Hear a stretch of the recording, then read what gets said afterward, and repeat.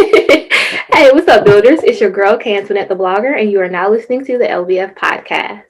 Here with me today is, you know what? I didn't ask if I need to call you by your real name or Melanin behind the lens, but I know you as Sophia. So, I mean, we go with both, I guess. Just say something for the builders and let them know what you're into. Hi, everybody. My name is Sophia L. Ellis, and I'm the CEO and founder of Melanins production company. And we do anything from short films, features, music videos, commercials, weddings. I write, direct. I'm also a cinematographer. I know that's a big word. Most people don't know what cinematography is, but it's just pretty much the person that holds the camera. So I do the camera work. I'm a screenwriter. I'm a best-selling author. Yes. Yeah, I think that's it. Look, because I had all of that up here: filmmaker, cinematographer, director, author. I didn't have screenwriter up there because I didn't know that one. But I was going to ask about that process and if you Yeah. outsourced for your scripts and everything. Okay. Um. So you're located in Texas, and shout Mhm. out, to all the markets that's out there. And before we Yes. started recording, you were telling me about the incentives for, I guess, filmmakers and Mhm. cinematographers in that area, and the fact that you hope they bring back those incentives. And what do you mean by that?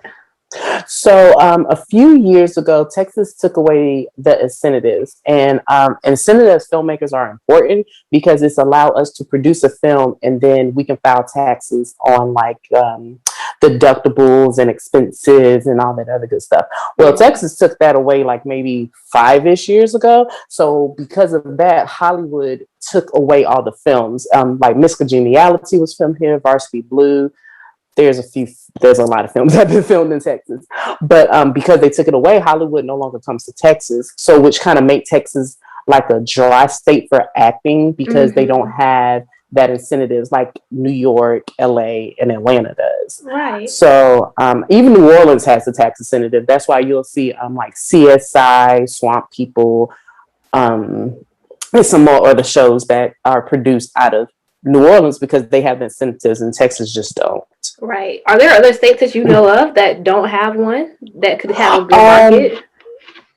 so I really think, I don't know if Florida has it, but I really think Florida is a good, I know their taxes is kind of high, so there's probably veer people off when it comes to like location and stuff like that. But to me, Florida is a really good area. Right. Um, Another good one to me is Colorado. Mm. Only because it gives you the snow, it gives you the mountains, you can get the country, you can pretty much get all settings in Colorado. I know it's in the middle of nowhere, but So some that works in your favor. yeah, but you're like, oh, I need a snow scene or something. You fly you behind to Colorado because that would be a perfect state for it. So, how did you get into cinematography and filmmaking? And what's the difference? Because maybe I'm like a novice to it. I didn't know if they were the same thing, if people conflate them and call them something different. Yeah.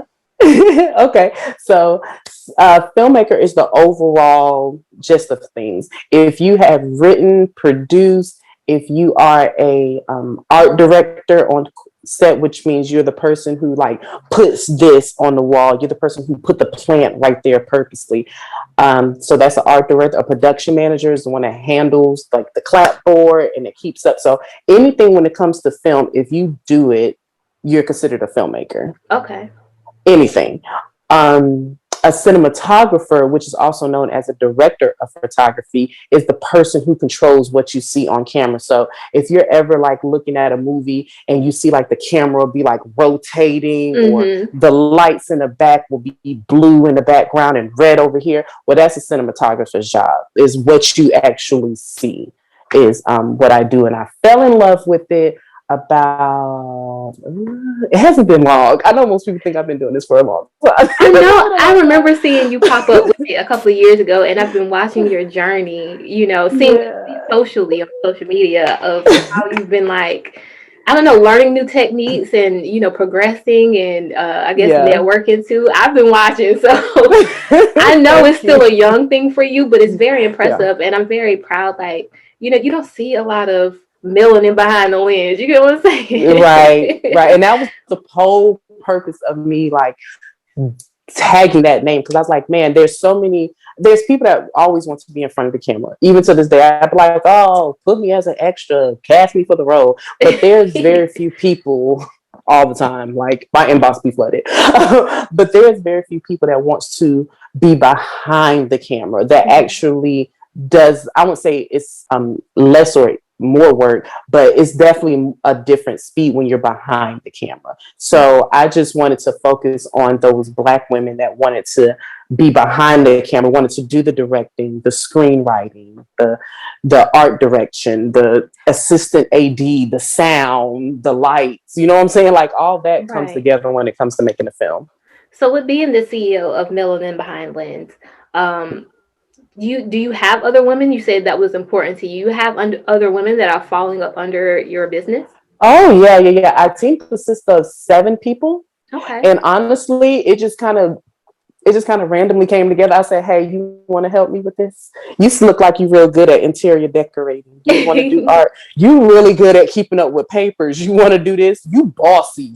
So I literally just asked people to for a set, and then they just supported me so much that I was like, y'all, this is our team. Like we want to, of course, build eventually to have more people, but they love being on set, and they don't know it, but they're filmmakers as well. But Right. yeah, and I That's can tell that awesome. even my team has grown since like I do it so often because I write a script pretty fast and be like, we're shooting next week.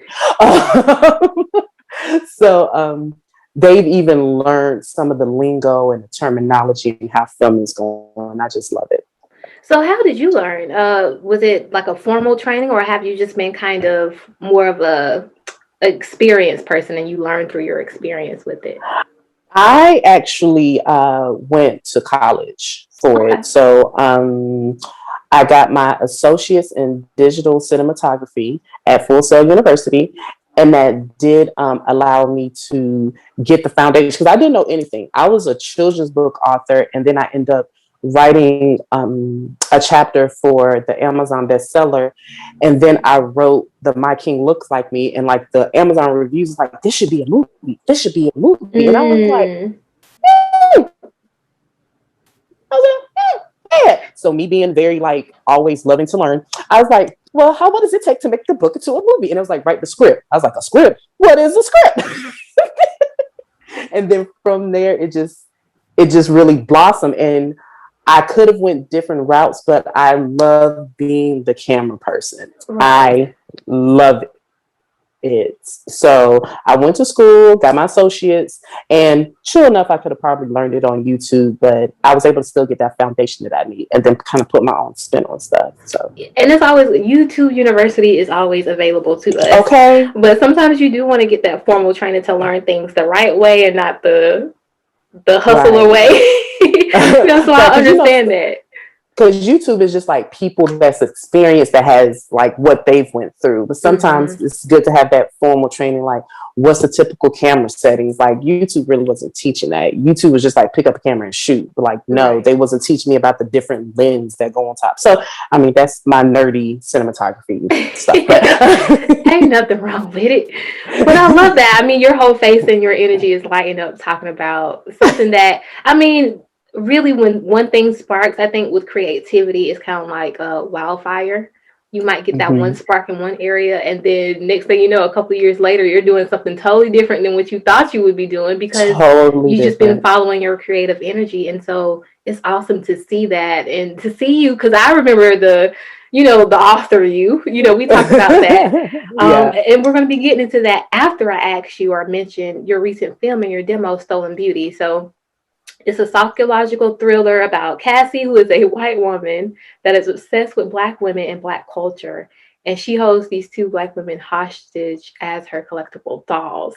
What? Where did that come from? And I know I think you said that you're submitting that as a part of a contest. Yeah. So just let us know what that's about. So I forgot how the idea like blossom, but I think I was like on Instagram and there was this Chinese lady. She put on makeup and she turned into like a black woman. I was like, oh God, Uh, that's scary. And then it was something on, I think it was Murray or Jerry Springer or one of them things. And she was like, I am not black. I am white. And it was like this black girl's trying so hard to be white. And then this white woman trying so hard to be black. And then the movie Get Out came. And I was like, I just watched that last night. I was like,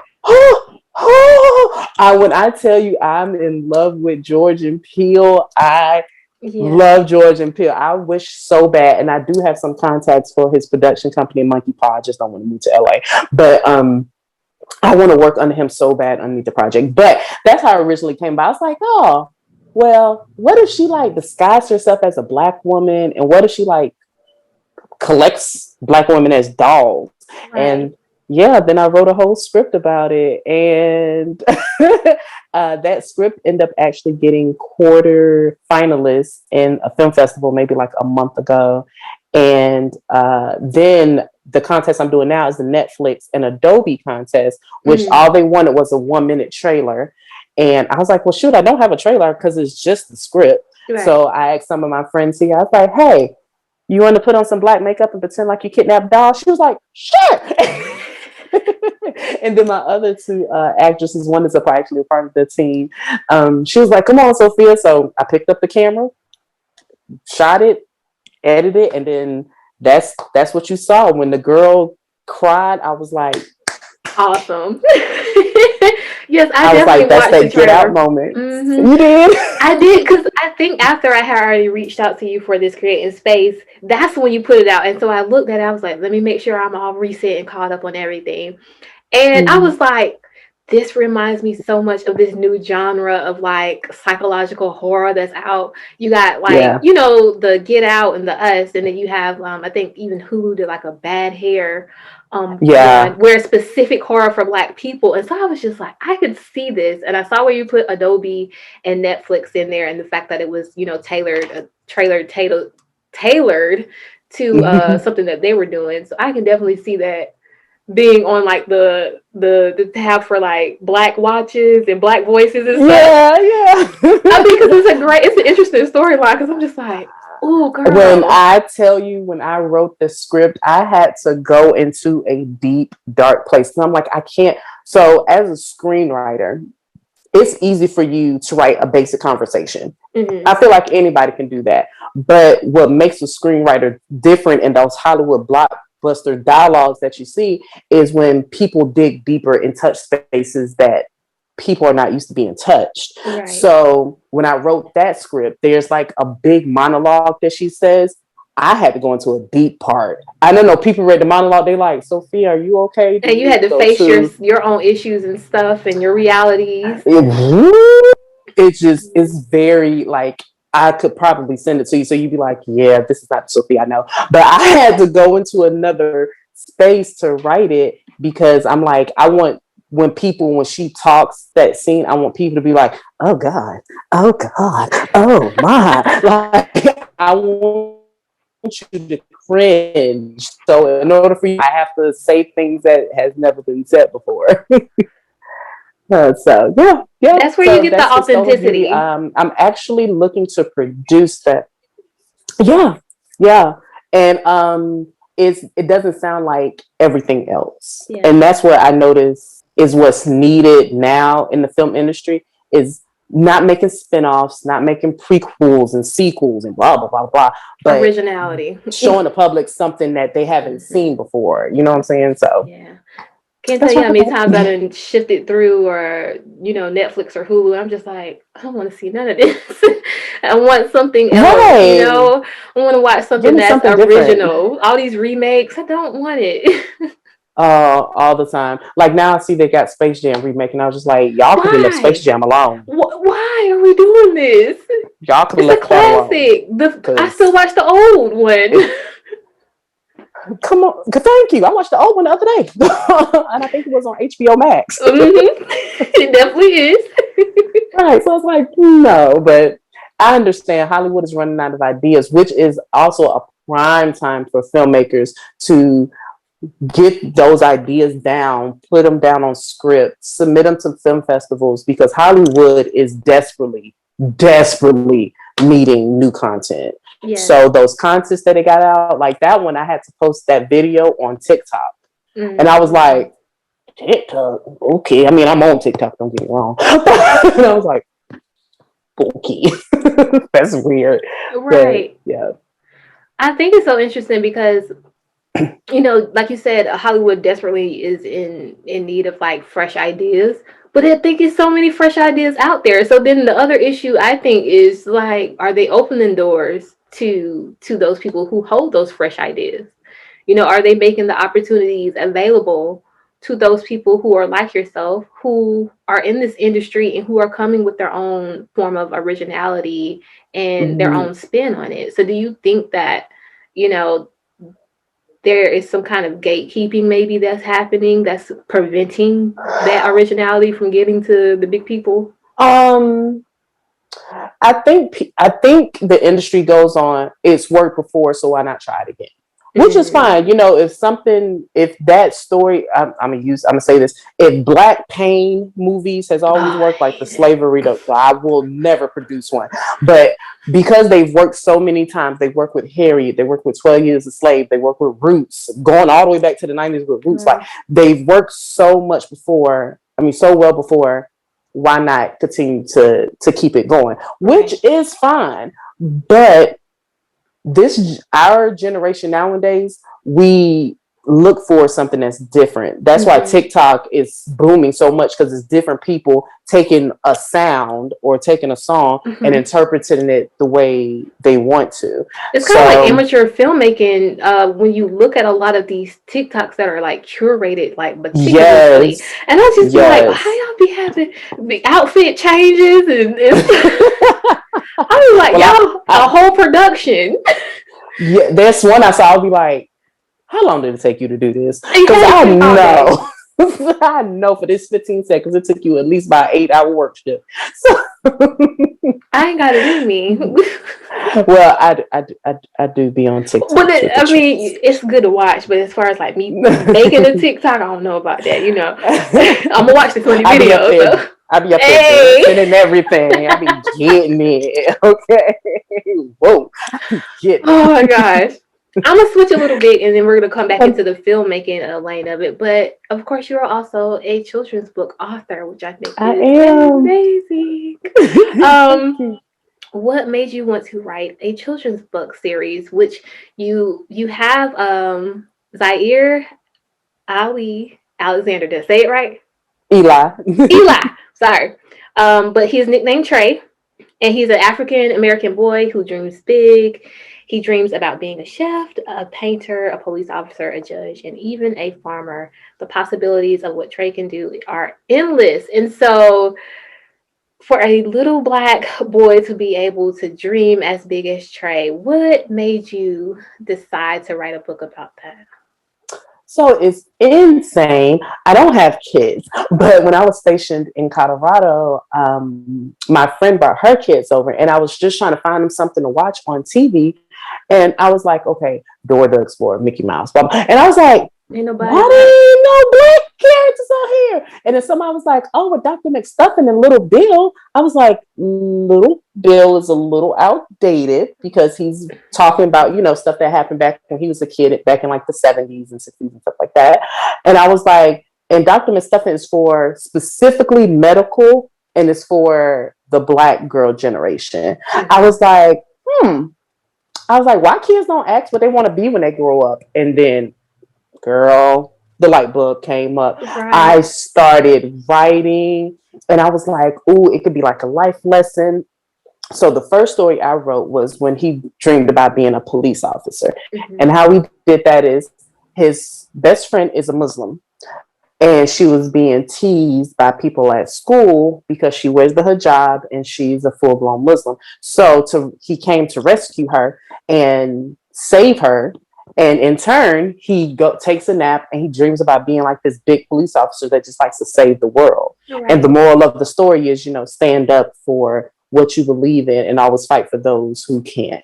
So I was like, oh. So after that, I'll pick an occupation and I write the story. So far, he's been a doctor, he's been a chef, he's been an artist, He's been a police officer. He's been a judge. He's been a military, all branches of the military. He's so that's why I said the possibilities are endless, because in this series, a TV show, because I really want to be on TV, and I actually got some things moving towards that, but that's neither here nor there. But I was like, this would be a dope TV show. And it just shows little boys that there's more out there than being a rapper or an athlete. Because now it seems like that's the only thing. I'm sorry. And now they want to be a social media influencer. Like, you can get paper. And I have to talk to kids like this because they don't understand any other way. I was like, you can get paper by being a dope chef. Okay, and that'd be a lot of money if you. Yes. That's a skill you'll never lose. That part, I was like, you can get paper by being a obstetrician. I was like, but I feel like somebody got to show them that way. Yeah. And I feel like the Trace series is just the perfect answer to what I feel like is missing in the children's animation world right now. It really is. When you think about like how children see themselves represented, right?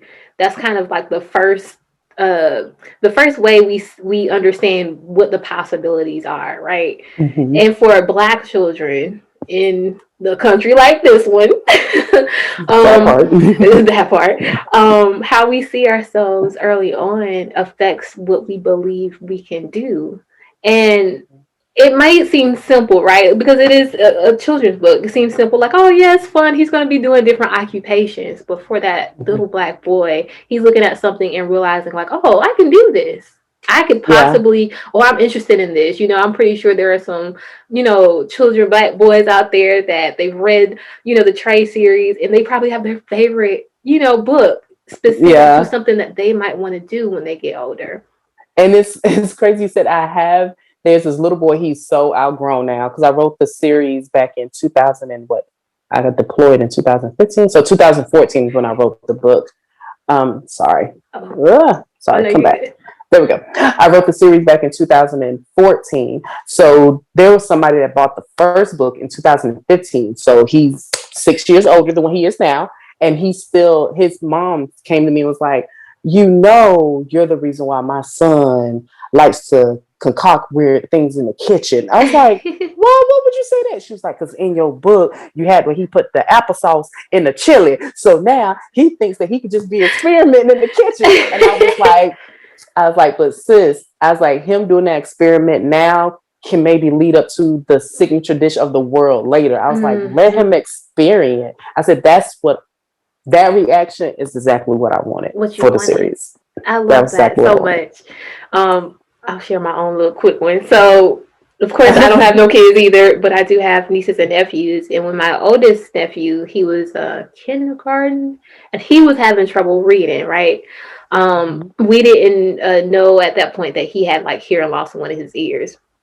Mm-hmm. But what I used to do is I would go and I would sit in school with him and just try to help him with his work. So one of the things I realized is like, none of these books interesting. Yeah. Like, I want them to read this stuff, and it's just like they need to have some kind of personal relationship with it. So what I did, I was at work one night on third shift, Lord, and I made him a personal book, and I had him going through. I think I put him like with the Ninja Turtles or something. Yeah. Oh wow, that's good. And girl, listen, I'm sitting there drawing it out, and I'm not an artist, but it was cute though. It came out cute. It was cute. And I let him know, like, once you figure out how to read this book from cover to cover, then we can make you another one. And so that was one of the ways, I try to contribute not only to his self-image and his confidence, because I think confidence is also a big part of what your books do. Mm-hmm. But, representation. I say that all the time. It's representation. Mm-hmm. Like, let me show you something, because you may be not having it. Like and now, like when I wrote the book, I honestly, to be real with you, I didn't want to write the book. I did not. All I wanted to do was to have the idea, and I wanted to sell the idea to Disney or Nickelodeon. That was I was like, yo, I just want to sell it. I was like, I suck at writing. I suck at English. I don't want to do it. Until I was talking to somebody, I don't even remember. And they was like, Trey needs to be a household name first, and then maybe that'll pick up. So actually, that one conversation is what started me now as a screenwriter. Mm-hmm. So, which is it's kind of crazy because I But was still Dora hate the English. Explorer a household name first? You know what I'm saying? With Yeah, well, SpongeBob? I don't SpongeBob. I don't know if SpongeBob was out when I was in high school. Is SpongeBob is old. And I would like, you don't really pay attention to it. And then you start looking at it, you be like, Some of this these is an problematic. adult show. Mm-hmm, Like, this is mm-hmm. not a kid I show. still watch SpongeBob and I'd be enjoying myself with all that inappropriate behavior. So yeah, it's just and with Trey, I had to constantly tell myself, Sophia, it is a marathon. It's not a sprint. Mm-hmm. Yes, you see other people around you that's doing this. They was like, it's gonna happen. It's gonna happen. It's gonna happen. So now that I'm in this field, I'm like, oh my gosh, I can do this. I can write the script. So now I actually have a motion to get the animation done because of me just treating it like a marathon and not a sprint. So Right. hopefully you'll see it by like maybe next year Oh, I am going on to be looking TV. forward to that. I will because we need it so much. We really do. We do. So, what was your favorite cartoon as a child? So I was a huge Nickelodeon baby. So I probably will say Rugrats. Hey, Rugrats is a good one. But did you have the PlayStation Rugrats game though? No, I didn't. We didn't have money like You that, baby. okay? We did. We Listen, I did. was broke too, but different levels, different levels. I got Different you. levels I of ain't broke. gonna, you I know. was in New York, and that's all I remember was Nickelodeon, Rugrats, Are You Afraid of the Dark, Ren and Stimpy, and just like silly behind. And then of course I liked Mickey Mouse too, but it was Mm. I was more of a Bugs Bunny person than a Mickey Mouse Oh, person. I love Bugs Bunny. Yeah, the old school Looney Tunes. Yeah, because he was a Mm. smart behind, and we didn't notice it. Yeah, Looney Tunes was a little adult too, so Yeah, I was like, shooting people up there. yeah, chasing after this, trying to kill Tweety Polo, baby, Polo and Tweety. Right, Tweety was terrorized. All he wanted to do was relax, and here comes a little cat just messing him up anyway. So I think I'm gonna have to. I'm like you. You know, we was a little broke too. So all the times we didn't have cable. Sometimes the cable was on. Sometimes the cable was off, depending on how much money they Okay. had to pay the bill. But you know, uh, Cat Dog, Hey Arnold, Yes. SpongeBob was always a classic. I'm sorry. Uh, I can't remember much on Disney Channel. Oh, So another one I was Arthur. I was a huge Arthur fan only yes, because the theme song was hitting, girl. It it still was hit. yes. When you're walking down the street, I Hey. said, "Who's walking down the street?" Listen, it had that reggae influence. It's okay now. Y'all was gonna get us. That's what it was, and I was That's what singing they said like Arthur Black. he is. He is, because ain't nobody gonna come up with no reggae theme song for a children's TV show. But wait, real quick, we kind of trying to tie it back into screenwriting. Not really, but it kind of a little bit. That episode where he punched DW. Oh, I You don't think remember I that remember that episode? one. That's the one that the meme come from. And so the conversation is like, people were saying like how, it's a little problematic because he shouldn't be hitting a girl. And I'm all for not having no domestic violence. But he told her not to touch his plane. However, comma, He told her not to go in his room. that was a brother. That was a brother. And they siblings. I'm just like as many fist fights as me and my sister that had. I can't judge nobody. Right. Okay. But I Oh, that always was a think that's show. funny. Okay, so top 3 favorite films. Oh man, top 3. So I gotta put Get Out up there. Mm. Um, I know this is gonna be weird, but Jurassic World, The new one or the old school one? the Jurassic World. Girl, I don't know. I know they got a lot of them. Yeah, so the Jurassic Park is the old school one. Now Jurassic World is the new one. The new one. Okay, gotcha. Yeah. I don't know, it's weird.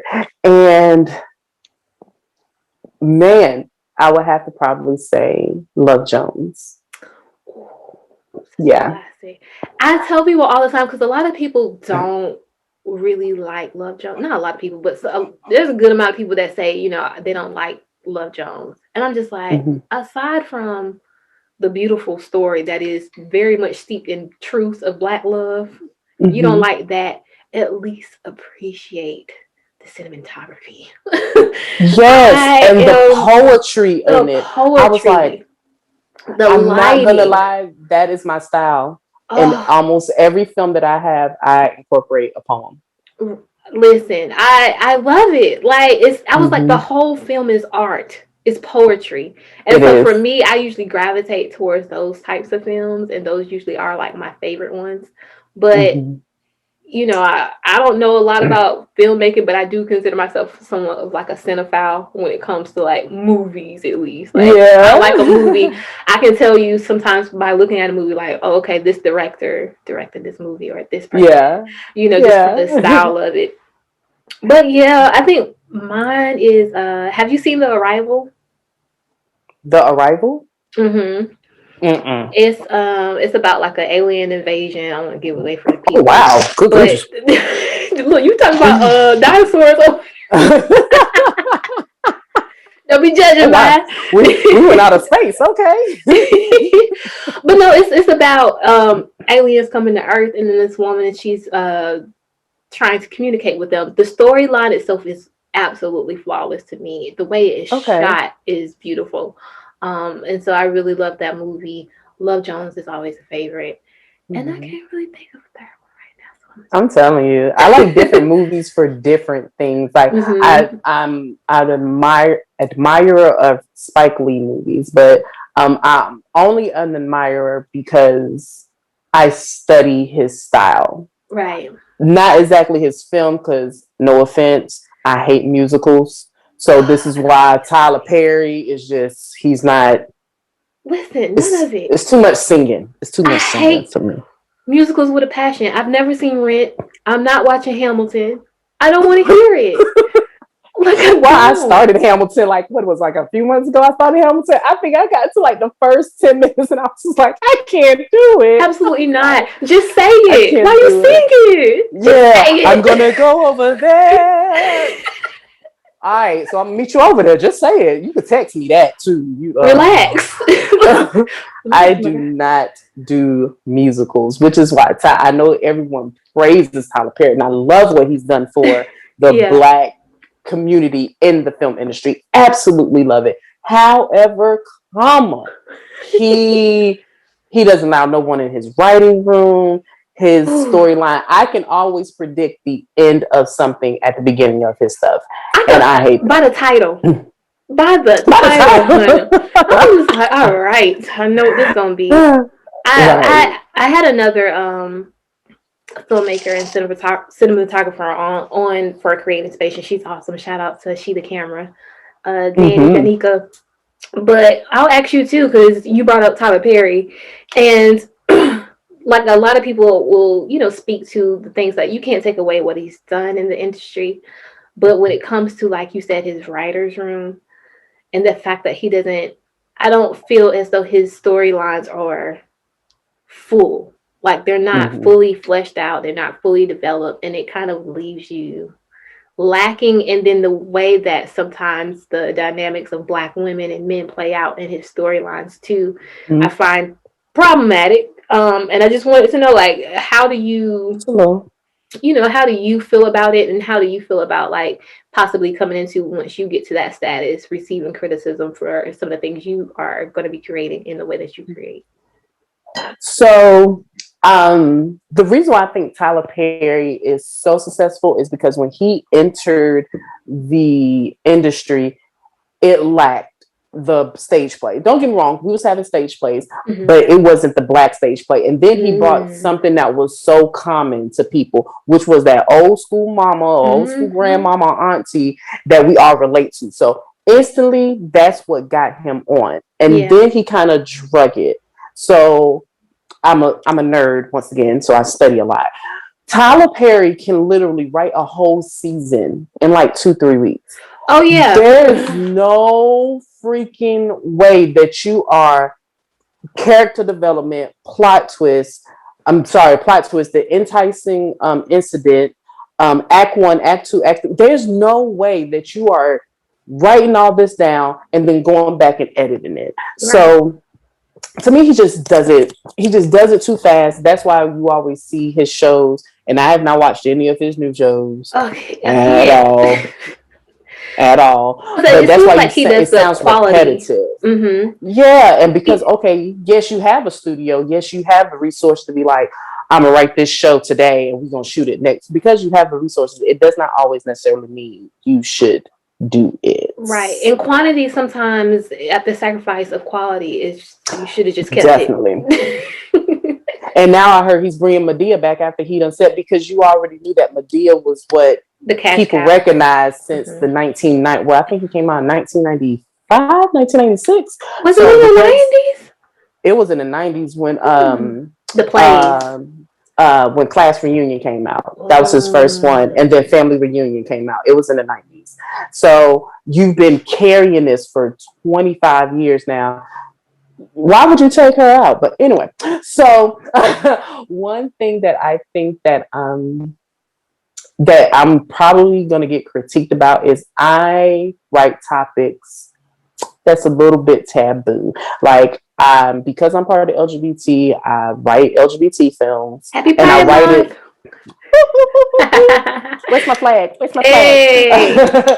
So I write LGBT films. I have a polygamy, a polyamorous amongst Black people film. The movie Stolen Beauty, where I'm putting a white woman, Mm-hmm. making her Black, and I know so I already know what I write is gonna be criticism, but I try. So luckily, I'm good at taking criticism. Somebody be like, "Hey, Sophia, you could change this." I'd be like, "Cool," and I'm so open with criticism. The only thing I don't do is the negativity. They'd be like, Yeah. "Oh, why are you so?" I've learned how Right. to just block those out, Mm-hmm. honestly, because I understand that's just the name of the game. So yeah, I think what'll probably stand me out from everybody else is because I'm willing to take that space. When Leah Waithe came on the set, I just knew she was gonna give us some good, unique LGBT films from a masculine woman perspective. I just knew she was about to enter because more people are the LGBT than honestly straight. To be real with you, Well, we are less in number. I mean, dwindling down. yeah, y'all are dwindling down, okay? So I was like, you got the audience. You will have people that's even Yeah. curious about it. And then Mm-hmm. she came and do Queen of Slim, and I was like, okay, Queen of Slim's like Bonnie and Clyde. Okay, what else she got for me? Then she get 20s, which is crazy because one of the girls off 20s is actually going to be in my comedy. But anyway, then she got 20s, and I was like, okay. And then I was like, where are you going to fill this void at? But she has already said she is not doing LGBT films. I was like, that's good that you're not Is doing Master LGBT of None films. not a part of her project? Which one? Master of None. Isn't that on? I think that's the series that's on Netflix. That's hers?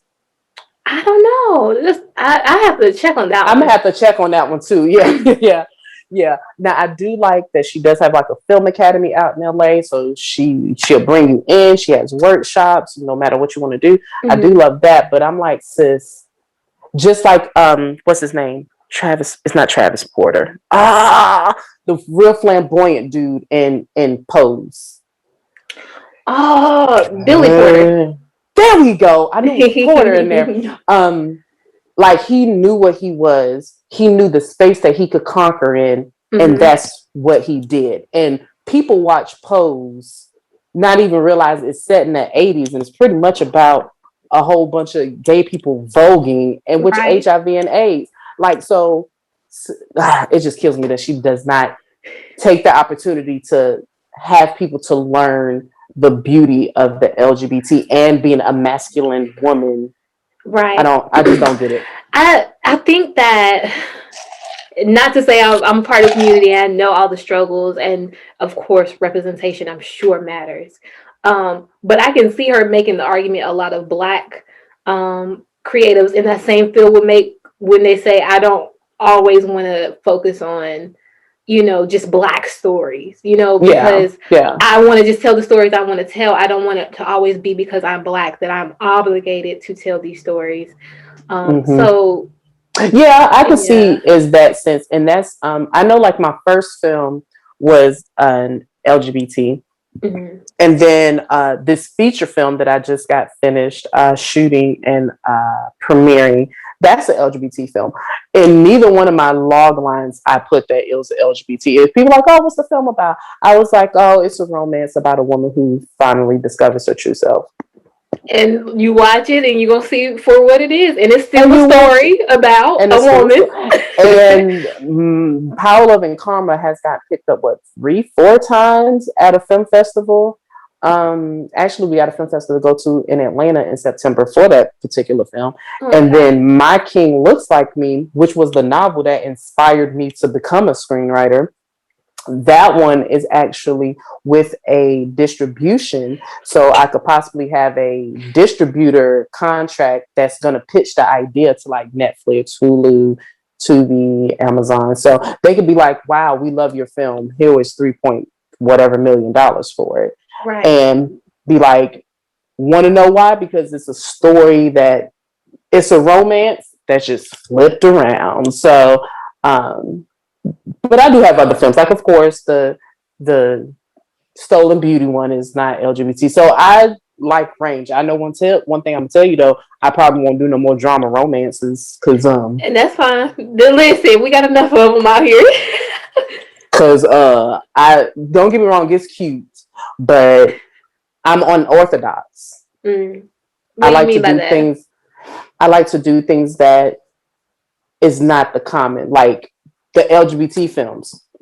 I like doing that. The polyamorous people, I don't know why people hush hush on this daggone polyamorous. I'm like, oh, it's a whole You know community what? out I did a here. live last night, and one of the topics that the builder said that they wanted to hear from the podcast was on polyamory, polygamous relationships, and I was just like, oh, I'm not a subject matter. I know I'm gonna have to outsource and learn. Yeah. So I might be tapping in to see what kind of context you might can put me in, and so I can have that conversation, because I do think that it's something to it to show people there's different forms of relationships and that they're okay. Like, what I'm saying? You don't have to just Girl, you don't want to get stay in me your talking about box. the history because I am poly. Like, well, the person I'm with now is not poly, so I don't practice it. But even when I first met you, I was Right. poly.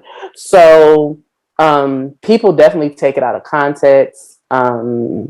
It's something I feel like it's something once people learn, then they will understand more. And sometimes it's just ignorance, and this ignorance Mm-hmm. don't always have to be a bad word. It's just the lack of knowledge. I About feel you like don't once know. people, yeah, once Yeah. people know about the life and maybe become a little bit more understanding, just like now they're more understanding to BBWs. Now they're Mm-hmm. more understanding with people with vitiligo. Now they're more understanding because people are starting to say, okay, this is me, start come to the forefront. And now us was like, okay, we can understand your struggle. Right. And We this can is the truth understand of it. this. This is not just the stereotypes that you cling to understand. Right, right. So I absolutely love it. So I Oh was yeah, like, this is look, a I'm gonna put you story down, that honey. uh, look, I'm a whole Facebook admin to a group that has like 3.3 thousand people in there from Poly. So all we do is have discussions and lives, and I ask questions and stuff like that because there's so many different dynamics that people just don't understand. You could be in a poly relationship, it could be platonic. So you know, some people are in yeah, it involuntarily, so let's not judge so quickly. involuntary. And it's crazy because people's like, oh, blah blah blah, the Bible, and they always quote things like that. And I was like, y'all do know in the I'm Bible, gonna say, what you call it had some amount of wives. I I'm was like, gonna so say, this I is, know it was a couple of kings, some regular folks and up it in there. is. And I was like, I don't understand how y'all ignored that part and just focus on another part. So Wasn't it's Esther just one in the number? wasn't it? Was it Oh, Job, girl, Job, don't you? Job, Job? I don't know. Look, once I learn information, I just be like, oh. But so this is a study that's probably even in the Middle East now. Like while we was deployed, we saw it live. Like we Mm-hmm. saw that this wife number 1, 2, 3. So it's a common practice. Why Right. people don't talk about it? Why is it so taboo? I don't know. But I here promise it we're gonna make a is. platform for us to actually discuss it and get an episode out Oh about yeah, it. yeah. Um, Well, who but PRI is, because I'm sure enough going to be tapping into those subjects that people be like, I oh don't girl, care that about I the love E. that. That's what LBF is Mm-hmm. built on. Be uncomfortable. I want you to because Yeah, that's where the growth comes from. that But part. Okay. well, speaking of growth, like what are the biggest lessons that you feel like you've learned from working as a filmmaker? um, I had to learn because when I first got into the industry, a lot of people was just telling me it don't matter, just volunteer for everyone's set. Just if they need a production, a PA, which is a production assistant, if they need a production assistant, just go on, just go on, just go on. Mm, So I was doing that, and I like my resume ended up building very fast because of it. mm-hmm, But I had to learn that I can't say yes to every project, mm-hmm, and I had to learn definitely how to allow critique, which I'm already good at allowing critique. I'm definitely not that kind of person, and I had to learn that this is like I have a lot of phrases. This is like a it's horse okay. race. So in a horse race, the horse don't pay attention to the person that's beside them or behind them or in front of them. They just Mm-hmm, pay attention to what they have to do. So um, I once I stopped focusing, okay, this person is doing this person is being successful, this person, like once I just like mm-hmm. Sophia, just do you and stay in your lane. Yeah. Stuff started flowing so much. Like this year, I know people last year with COVID was like, oh, it was bad. I was like, y'all COVID was the best daggone year. Like But I you know, didn't to want to be repeat it, honest, honestly. I feel the same way. I don't say it too loud, but just Yeah. being able to like organize myself as a creative and actually have the space to create and actually network, Mm-hmm. like, yeah, 2020 was Yeah. bad for me. It was We magnificent for gonna me, say it okay? too loud, but Because, not. I'm but sorry, you know what y'all. we did? I think Let we me just just took, I'm sorry, let me put this disclaimer for anybody out there that has lost somebody due to COVID. I do not mean to be insensitive. I do definitely. apologize. But what we are saying is that out of something very difficult, a lot of times you do find space to kind of reinvent and reinvest in yourself. So, Right. You have to find the light because at your abs at one it was just so many people was dying and get sick. I know mhm. everybody got sick. And I took it for granted. No one I know has passed away. But I was like, well shoot, I'm still gonna travel. I'm still and so I was still Mm, I actually did my first international solo trip during the COVID to Cancun for the weekend mm. because I was just like, I need to get the freak out of this country. So I went to Mexico and I was just like, wow. But I discovered so much of me during the pandemic. It I loved Oh, it. So yeah. yes, not saying that it was just the time for my life Right. for where I was at. Luckily, nobody I knew passed away from it, Hmm. but it was definitely I grew the most during that Right. time. Yeah, Mm-hmm. multiple truths simultaneously. Right. Let's see. Let me jump around a little bit and ask Okay. you, uh, what trends do you see currently in the film industry? Black pain. Yeah, well, that's always that's always on clearance, as they Black say. pain. And I was like, okay, every time I see something, I'm like, okay, okay. And I was like, So because I'm so sick of seeing it, and don't get me wrong, it's a story that need to be told. I got it. But But some of we them have other aren't. stories.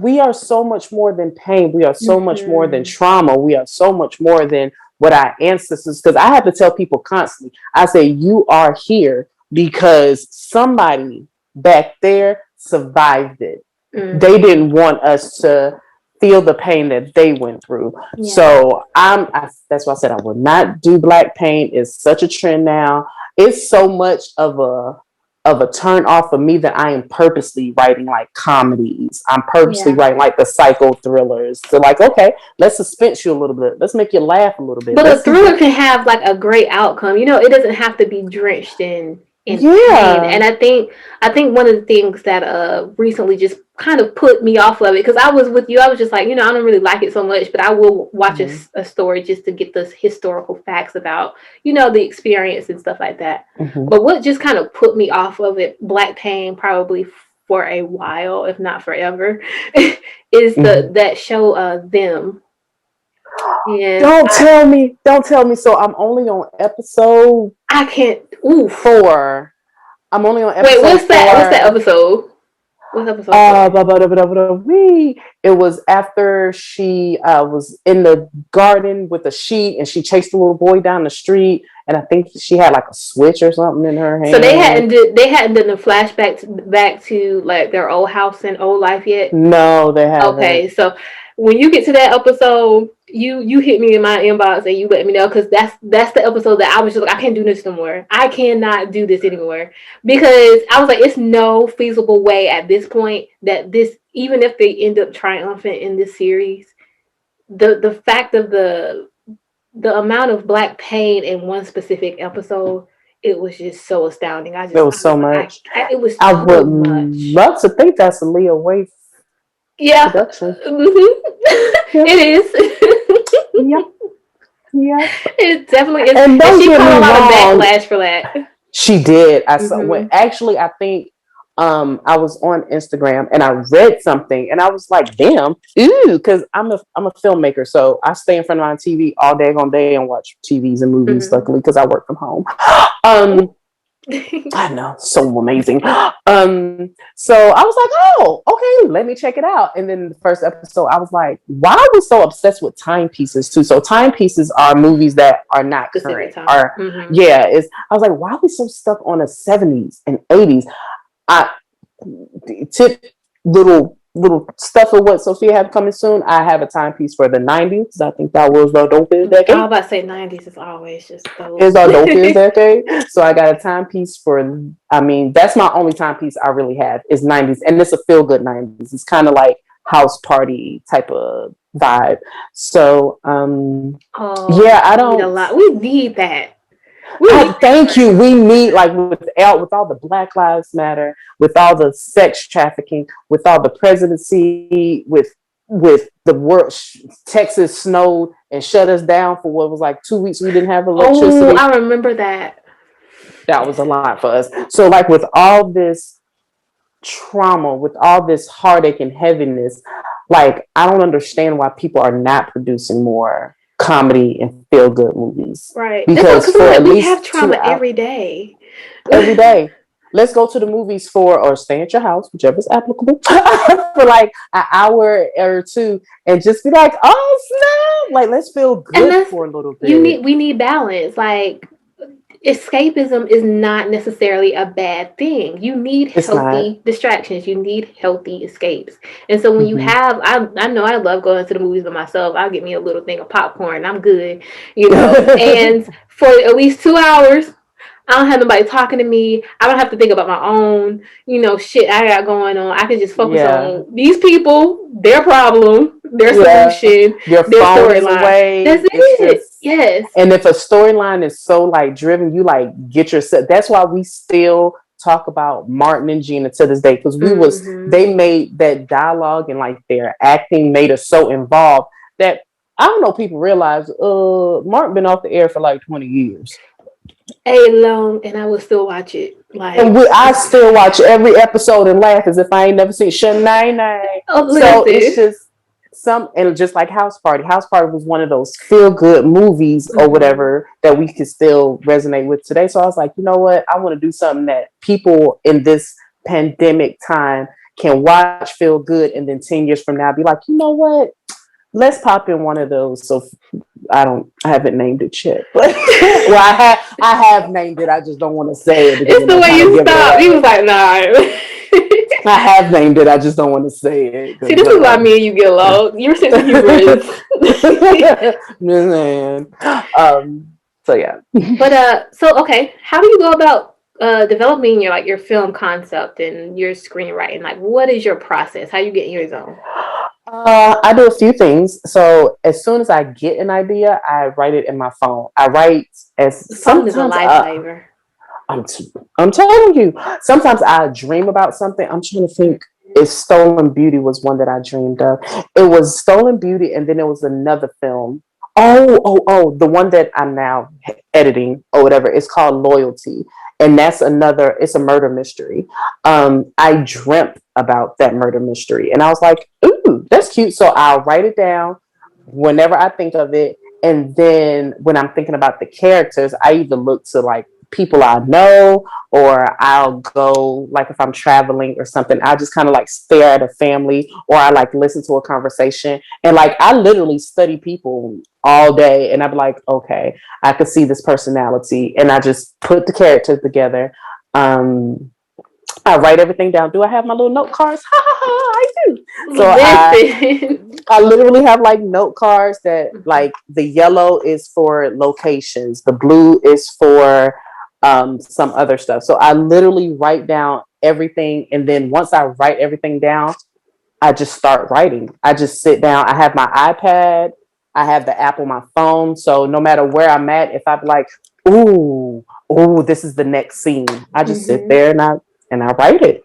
It's such a good feeling when it's like your creative energy is like a breadcrumb trail, and you get to like you write it out, and then for probably like maybe a day or two you don't have any more inspiration, and then boom, one thing happens, and now you Yeah. inspired, and now you got your next. I always love it because it's Yeah. just like everybody doesn't have that experience, so I just try to Yeah. appreciate it every time it happens to me. So I definitely understand what you were saying about like anywhere, anytime, any place, like Janet Jackson said. Right. Anytime. So yeah, and I didn't like like, and this is something I had to do. I was never ever titling myself as a screenwriter. And then one of my friends was like, Heffa, you have 20 scripts in your iPad. And I was like, yeah, and they was like, what do you call that? And I was like, I don't know, just somebody. I was like, I I like gotta to write it in order for me to write. shoot it. Like I gotta write it in order for me to shoot it. You can't shoot something that's not written. So I wrote it down. And it was like, once you start owning the fact that you're a screenwriter, you'll get better. And for sure enough, I was like, you know what? I am a screenwriter. Ideas started coming out the blue. I went from having, well, I think back then it was like 9 scripts to now I have like close to 24 script ideas, from TV shows to movies to short films to little short inspirational videos that's like 7 to 10 minutes long. Um, and then I started submitting to film competitions, and now I'm getting honorable mentioned. And my script is being forwarded to executive studios and stuff Right. like that. And I was like, oh snap! I was like, I am a little screenwriterish though. I am a little screenwriterish though. Okay. So once I owned it, just who I was, and somebody told me, it was like, Sophia, you too humble in what you can do. You too humble Right. in your craft. It was like, it's okay to be confident and not cocky, but she was like, you too humble. Do Own what you it. do. Hmm. Own it. So once I start Yeah. owning it, stuff just, I get consulted. People be like, "Oh, I have a script." So on my website, I'd be like, "Well, here, set up an appointment with me, and I'll walk you through on how to write a script, what you need to do." And yeah, so now people are like asking me to consult them on their script ideas, and I'm And like, I plug that never in a website real million. quick for those out there. Oh, it's www.melaninbehindthelens.com. Hmm. All right. So, what makes Melanin Behind the Lens unique? The fact that we are Black women telling our stories our way. We are controlling our narrative. We're not writing it and let somebody else acting it, let somebody else water it down. We are telling our stories as true and raw as possible to hope to touch that audience that doesn't feel that connection with films, because there's like, oh, this is not me. This is not me. So that's what makes us beautiful, because we love being behind the lens. We don't care about being in front of the camera. We all love the work, the behind the scenes, the hustle, the bustle that comes out. So then when we sit down at our movie premiere and we're all dressed up at our red carpet event, we looking at the film, we like, we did that. Right. Like, we did that lighting. We did that. We booked that location. We traveled 2 hours to get that. Like, we did that. And that to me is an honorary stuff. I tell everybody I can be an indie filmmaker for the rest of my life and be perfectly fine.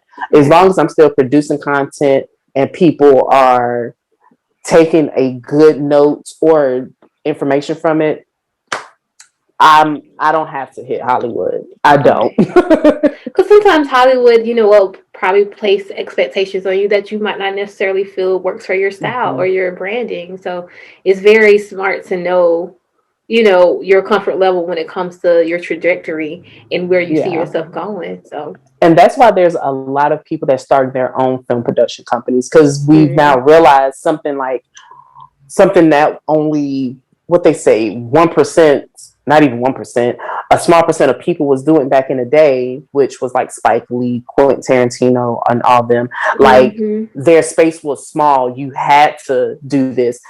You had to have this equipment. It had to be $10,000s and stuff to do it. Now, filmmakers, we be like, hey, my homeboy got this barbershop. You want to act? I got this camera that was $400. And like, you Right. can literally put a film together on your iPhone. There's a movie that's out that's a blockbuster hit that was all shot on iPhone. That's amazing. What's the name? You know Yeah. the I forgot the name because it was a Chinese movie. Oh, well, Yeah. still good information. But he won an award for it. And I was like, this bro won an award off an iPhone 8. Ain't that something? Well, let me, not iPhone 8 now. I got an XR. We can do a little something now. Do a little something, something with it, Do a little okay? something. So, what's your favorite film from your production right now, from your own catalog? Uh, Shoot.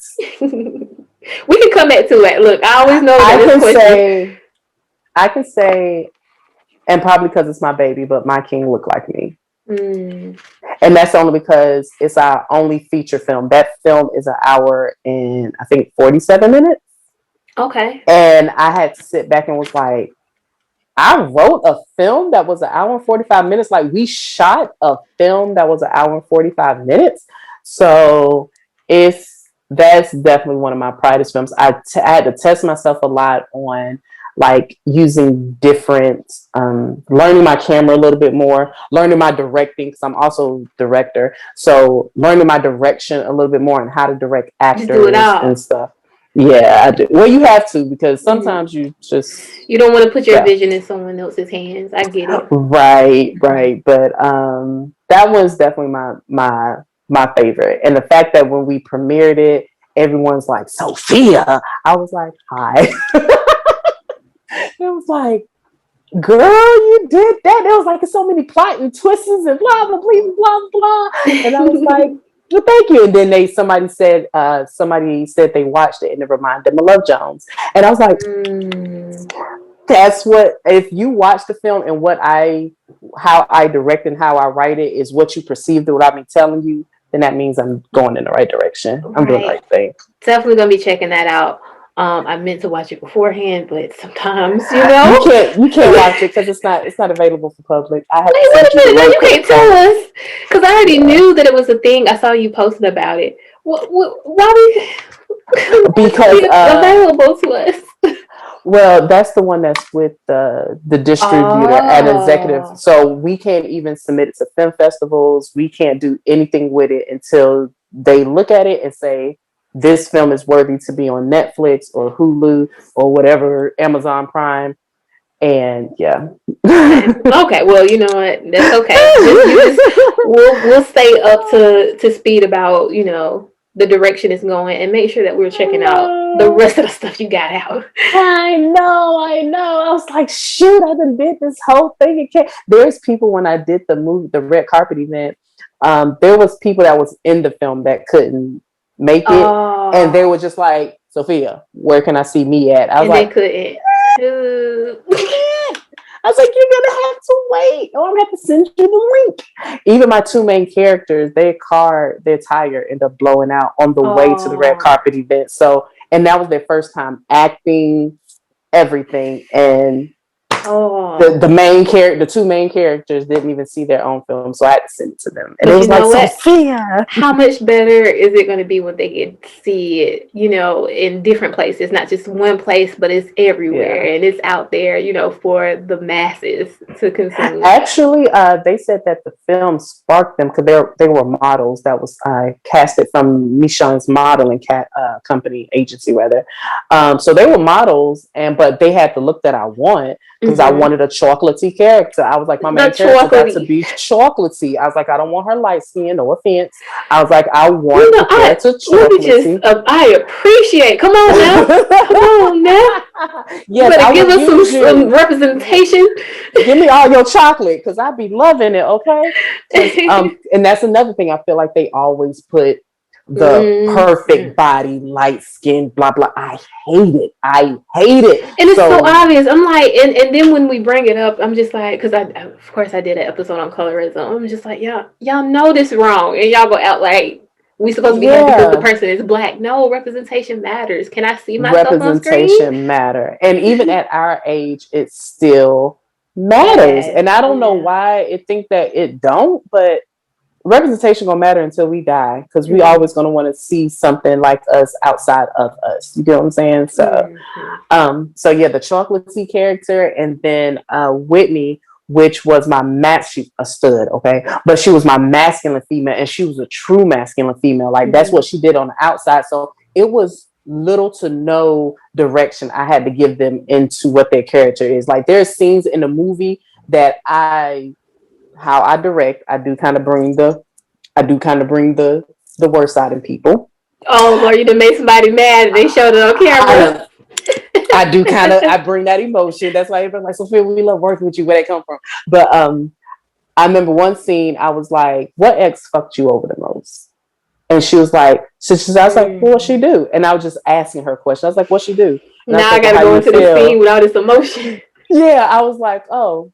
I said, "So what if she blah blah blah?" Like, and I was just feeding it to her, and she didn't even notice. So when I said action, and she was like, "What does that mean?" I was like she gave it to me, and then I even saw her crying. I was like, "Cut." You gotta give her a hug after that. Like, give me a hug. Give me a hug. And that's what the whole film. That's what I love about directing part. Anyway, is bringing that emotion that people didn't think. Like the Stolen Beauty part. No, it's not the Stolen Beauty. It was another film I was on. It was a whole bunch of men in the room, and they was talking about gun violence, and they were so surface. So I went behind the main character because she was like, "Sophia, I need to cry. I need to get in that space again." And when I was like, "Imagine your cousin taking his last breath. Imagine the hot bullet going through his heart. Imagine him never seeing his kids again."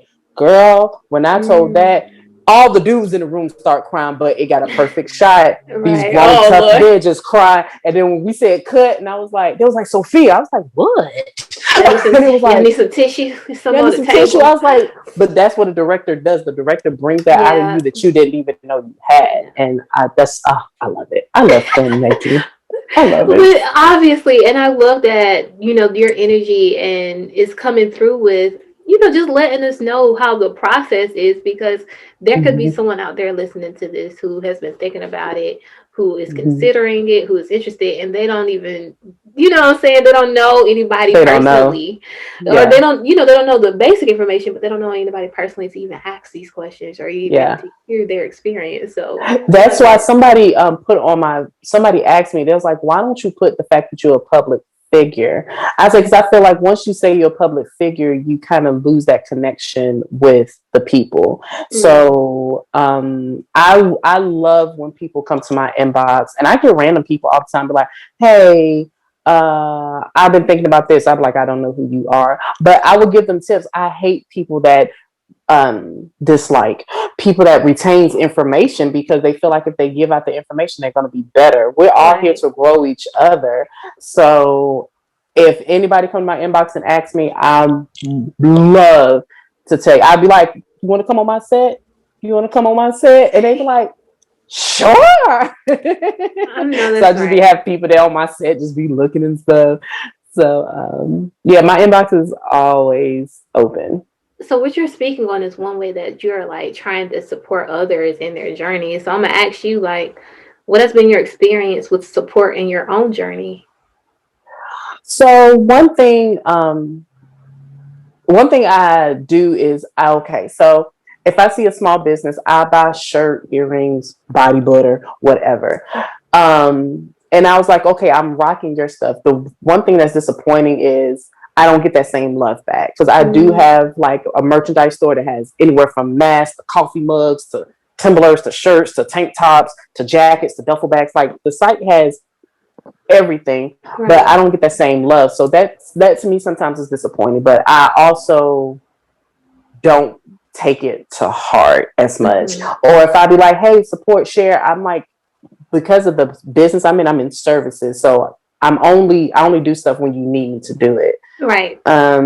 So because of that, if I post something, a share, a like, a comment goes a long way, and people Mm-hmm. so underestimate that. So that's I think is the most disappointing thing when it comes to like support. People wanting to support me, but I've just learned not to take it personally. I'm still gonna do what I do regardless. Right. I mean, talking to every creative, and now I don't even know what number of creating space interview this is, but I mean, we all say the same thing where it's like we get to that point where it's just like, I really would appreciate people of support me in this way, these specific ways. But if they don't, Yeah, then I keep rocking. And right. a lot of times I find that the strangers or the Yeah, people who are my social media people be supporting me mhm, like crazy. I be like, who are you? Like the shares, the likes, and then I have like a group of people that will always like do something. But the strangers, mhm. that's why anytime I see somebody, I comment because I know that comment goes a long way. If I see somebody that's doing like a dope makeup tutorial, I'd be like, Queen, you look amazing. Like this just goes such a long way. And And once it we takes get out of nothing. it takes nothing. It It takes takes nothing. there's something behind you. Oh, girl, that's my cat. I'm sorry. Yeah, she's Oh, I'm sorry. It scared girl. me. No, I was look, like, get I'm glad out. I didn't panic. I'm glad I didn't panic. You talking about the little tail? Yeah, that was Yeah. her. I was like, get out, girl. Blink 5 times. And you was But he was like, there is something behind you. Okay, spirit, what you looking in this camera? but yeah, so hopefully like I get more exposure because I'm still very much of a small time. But whenever I get more exposure, that's definitely one I'm gonna always preach is like a like and share, a support will Yeah. go a long way. Don't ask for discounts. Like you don't go to Walmart and ask to get a discount off of the juice. You just buy the juice for $5. Keep that same energy when it Keep comes it to supporting small and black businesses. right. So And the interesting part that I'm realizing in my own journey is that the more I, get step into my own as a creative and the more I do my own thing, the better I get at support because I know what it takes and I know what other mhm. creatives might need, even though they've learned not to ask for it because, you know, people don't really like to do it unless, Yeah. they're getting something back in return. So I try to give what I ask for, and I'm trying to get better at trying to, balance it. You're not going to be able to show up for 100 people a day, but if I can touch Mhm. a couple people this day, a couple people this day, and Yeah. if I put Yeah. that energy out there, I know it'll come back at some point. You have no clue. My drawer is full of shirts. As soon as somebody be like, "Hey, got new t-shirt support," I go and buy a shirt, Oh and then I'm yeah, rocking the shirt. Like I'm so infamous. The earrings I have on now, I was looking at somebody those. like was like, "Oh, blah blah blah blah." Say less, and I support. That's just what I feel like it's normal. I don't get it back, but that's still not going to stop me. What you don't do for me is not what I'm going to proceed to you. Like I'm still Yeah. going to support regardless. I know my time will come, and I'm so patient in that. Mhm. I 100% agree with that. I feel Yeah, that. yeah, I'm so patient with. That's what we're like. Why are you not? I was like, it'll come, Why? y'all. It's like it'll come. Yeah, And that's I know it'll come because that's what I asked the universe for. That's what I asked God for, and that's because I've been manifesting it. That's where I know it's gonna happen. It's not when I want it. It's gonna be when they want it. So then I when just it's step supposed back to and do my happen. work. Mhm. So let's kind of discuss the ups and downs of being a Black woman filmmaker who is Ay, Dios also, mío. you know, we touched on you Jeez. being of the community, but just that specific. I don't know of your personal experience, and if you ran into something that is specific to you being a Black woman in filmmaking. hmm Um, So typically, the film industry was a white man led industry. mhm. So not even Black men or white women was even getting an opportunity. We still don't So have a as lot of Black men in the industry. Now that you we said really that. don't. We really don't. Now there's some actors turned directors, Mm-hmm. but if they're gonna just shoot one thing or continue to shoot, is the always been the question. Like I know Regina King, Angela Bassett. I know Michael B. Jordan is now directing Creed 3 when it comes out. Yeah, I did hear So, that. so they're trying to come out, but it's like, are you going to like being behind the camera, or are you going to want to be back in front of the camera? So that's those differences. But so the most difficult thing is because it's been such a white man led industry, they have a tendency to go to a man. Even now that the Black men are doing it, they will go to a Black man. So Mm-hmm. I feel like I have to work harder with my production and learning my craft in order to show that I can be just as good as them. So this is why I study a lot. Like when I tell you I study film like nobody's daggone business. This is why I study. So that way when I do get into like when you go to a film festival, it's producers from everywhere that's there. And that way when I talk to somebody, I'd be like, yes, the focal length of the camera shows that it's a 4.5, but I think they would have been better using a 35 millimeter with it. But I can talk to them like that. Okay, They'd girl. be like, Yes. okay, She know her stuff. she know Mm-hmm. what she's talking about. And then that's what be like, okay, well, can I hire you to film my set? Can I hire? So Mm-hmm. I definitely have to work harder to prove that I'm just as good as the man. So that's definitely a down. But the up is I'm learning so much more being that now I don't need to rely on a man to produce my films. Right. I have my camera, my little director's chair right here. I have my lights. I have resources. I have everything to produce my own film that I don't need you. So that is the best feeling ever to say that, oh, I can do all this. I know some people, because they're directors, they have to find a cameraman. I am the cameraman. You all So love it. Yeah, you better speak it. So Yes. I don't have to wait for no one to pursue my dreams and my passions and to go forth my ambitions. I can do it myself, and that is the best feeling ever. I tell people that too when it comes to like the podcasting thing, because it is a thing. I have like studios and stuff available to me, which I do like going in often. And the only thing I have to really do when I get in there is sit down and talk. But when Mm-hmm. I thought about what I wanted, the brand to be and what I wanted to be as a part of it was I want to learn it all. I want to be self sufficient. I want to be able Mm-hmm. to make sure that if something happens, something goes wrong, I know how to fix it. I want to be able to, I could hire somebody to do my social media, but I also want to learn how to get better at it.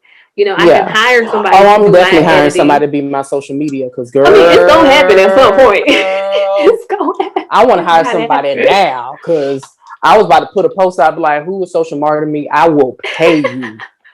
Take over the social media. Please. But yeah, Please. I can relate. Like I didn't know anything about microphones. I didn't know anything about editing. Mm-hmm. I just now started on my YouTube channel. Nobody taught me how to edit videos. Right. How to put Right. text on video and how to actually make sure transitions and stuff are Yeah. flowing at least somewhat good. I'm not going to be an expert on it, but to have Yeah. things looking decent, learning that stuff was difficult, and it also felt like at one point it slowed down the process. But now that I Mm-hmm. know it, it's like full speed ahead, Yeah. every Right. time. Right. And I feel more confident in the content that I create because I know I have a hand in it. Not saying I have to control everything and have to do it all Mm-hmm. the time, But if I Right. need to do it, I can do it. I don't have to You can. rely on Right. anybody else. Right. And that is that's why I tell people, I said, don't just learn, because there's so many people that always want to be in charge. It's Just so it. annoying. I was like, don't just be the person that know that position. Be the person that know all positions. That's why I love the film school. Um, because it taught us how to be a one-man team. It taught us, they said, okay, you have a 6 minute. This is what you got to do. So you're like, oh snap. So I'm sitting here working sound, hearing sound to make sure I'm looking at the set and be like, a picture could go right there, a plant could go right there. I'm looking at the acting, be like, could you bring me more emotions? I'm looking at my cameras, like, it's a little blurry. Let me change out the lens. I'm looking at, like, the film school taught me how to do everything. So now I'm just like, uh-huh. I, I know how to do it. Like, I can go to get more training for it, but at least I got the foundation of Yeah. everything in the film industry. Yeah. And I love that knowledge. So Because how important? I can be Oh, hired to do any and everything. If I see, like, okay, Creed 3, y'all looking for a little art director. I got a little art director listen. experience. If you get an opportunity to be on Creed 3, please let me know. I would love to be on that set. I know I can't compete with Lori, but I'm gonna try. I just want I'm Michael gonna B. try. Jordan. I know I'm definitely I'm. LGBT girl, but Michael B. Jordan has been my boo thing since. And I can't compete Oh, with Laura either. And I don't really care. I don't I'm gonna care. try. I'm gonna try. I Michael. ain't gonna get far. I just need one hug. I just need Let one me just hug. sniff you. I know he Yeah. just look like he smell good. Oh, like a mocha latte, girl. A mocha latte. Okay, okay. How important for you is it to have like a team or a tribe that you can like draw inspiration from when your battery's a little low? I think as creatives that sometimes happens. Oh my gosh. So I'm such an empath. I absorb everyone's energy. So with that, my circle that I have built around me is such positive energy. My circle knows me so well. They can feel when my anxiety is triggered. They can feel when I'm depressed, when I'm sad, when I'm unmotivated. Like, they can feel it, and they'll instantly be like, well, what you working on? Well, do you want to go to the lake and sit and we can talk about, like, and then I'll be like, well, sure. And they do it so flawlessly to get me back when my battery is zero, that I love my circle, my best friend, my team on the production company, my sorority. Like, I love my team because they are dope. I tell people, I say, I got the dopest crew ever. I don't know what kind of crew y'all got, but my crew is dope. Yeah. I love, they know it before I do. They Yeah. be like, Sophia, you been in bed all day? I'm like, yeah. Oh, you want to get up and get some coffee? You know I want to get up and get some daggone coffee. Come on. Sometimes Meet it me just at takes that Starbucks. person kind of motivating you to move. Yeah. And then I remember on Instagram, I had a challenge for me in January that I wanted to complete a certain amount of scripts. Mm. So I call them my goal friends. So I was like, okay, y'all, what y'all working on? Help me to work on. And from those live, I was getting people's like, Sophia, how many pages you wrote today? So did you go edit? What you at? Did you finish? Like, I was getting them to help me. I was Accountability like, buddies. Yes. accountability. So sometimes it just takes you asking somebody, "Hey, can you have my back when I'm low?" And Can you? and Because you and like that's me when I'm up, but I'm not gonna always stay up I'm not sometimes. gonna stay up. These lashes not gonna always be on, baby. So Lashes. I tell people that all the time. I was Yeah. like, I said, y'all, my ambition is there almost like 90% of the time, but that 10% when it's not there, when it needs to be there, Yes. that's when the squad comes in. Can you show up for me? And that's, to me, is so important because a lot of people just want you to pour yourself into Mm-hmm. what they have going on, what they feel like they want to focus on. And the Yeah. more you give, if they're not pouring back into you, you will feel that. So Mm-hmm. it's important to highlight and to appreciate the people who do. Shout out to my best friend. The past week actually has been like a pretty rough week for me, but I've been creating, and she just been checking on me, and there were a couple of times where I was just like, I don't know how I'm gonna do this, I don't know how I'm gonna Yeah. create, just getting stuck in my mind. And all it took was a call from her, and she was like, all right, you got this. That part. Not That only being part. encouraging, but people who know you enough to know that you will say one thing and it'll be like, what's wrong? Yeah. What's going Yeah. on? Let's Yeah. talk And that's about it. when it comes to you learning. And I know people's like, oh, you have to have a relation with your friends. And Yeah. I have a relationship with, and some people be like, Sophia, you kind of iffy. I was like, no, because I want to learn my friends so well so this is a little off topic, but on It's topic. okay. So I created a movie called Call Waiting. It's a suicide awareness film. Mm. So I had ended up getting pregnant. I lost my baby, Mm. and I almost died from it. And I almost wanted to commit suicide. I tried to commit suicide. Right. One of my sorority sisters had called me right before when I was about to take like a whole bunch of pills that the VA gives you, because the VA does nothing but give you a whole bunch of That's pills it. and move you on about your way. Freaking people. So she had ended up calling me and just was like, hey, well, I cooked you something. Let me come over. And she was like, Sophia, you normally text in the group at least good morning. She was like, you didn't text. So that let me know that something was wrong with you. So Right. that's why I called you. So I was like, that Mm. was her knowing how I communicate so well that she ended up stopping from killing myself. So Paying it attention. paying attention. So it's good to, I know You better be my tearing up over there. friends. You gonna get me the Girl, don't you do that. We thugs. We thugs. listen. But that's why anytime I call somebody my friend, that means I'm intimately getting to know you as a person. I'm looking at you, how you post, what you post, how you talk to me, how you look when we around each other. I'd be like, Yeah. you don't wear sweatpants. Why are you wearing sweatpants today? Like, it's just to know, like, and I don't expect everyone to have that level of closeness, but the Mm-hmm. people who we call, like you said, you call a friend, the people who you have around, Mm-hmm. you should know. You should know. And Mm-hmm. if you don't know, then that means you're not paying attention. That means you're not really Right. involved in their life and in their emotional Mm-hmm. uh well-being. How do you contribute Yeah. to this person's experience and well-being with you? And Yeah. if you don't know to pick up on some of the small cues, they might be struggling with something, or they might not be all Mm-hmm. right. They need a little pick me up here, because sometimes it's just a text. Like, sometimes my best friend, she'll just text me a beautiful message, and Mm-hmm. she probably had no idea I was having a hard morning, Yeah. and then Yeah. I do that back in return. So show up for the people you love, show up for that That's creative in your all. life. That's all. Because support can take you longer than you think you can by yourself. That's why I love my team. So one day I tried to be like, you know what?